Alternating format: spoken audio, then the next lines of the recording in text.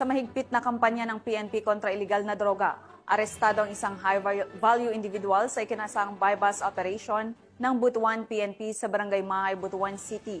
Magbabalita dyan si Patrolwoman Jacqueline Cabiles.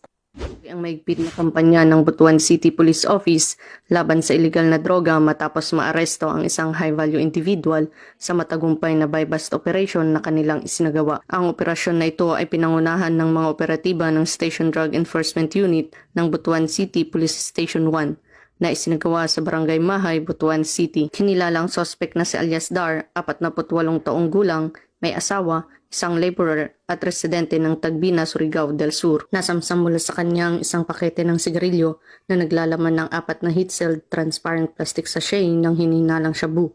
Tinatayang umabot sa 10 gramo ang kabuuang bigat ng nakumpiskang droga na may halagang 68,000 pesos batay sa standard drug price. Kasalukuyang nasa kustudiya ng BCPS-1 ang suspect at ang mga nakumpiskang ebidensya para sa tamang disposisyon at paghahanda ng kasong paglabag sa Republic Act 9165 o Comprehensive Dangerous Drugs Act of 2002. Patuloy namang nananawagan ang kapulisan sa publiko na makiisa at suportahan ang kampanya kontra iligal na droga at agad na iulat sa mga otoridad ang anumang kahina-hinalang aktibidad sa kanilang mga lugar.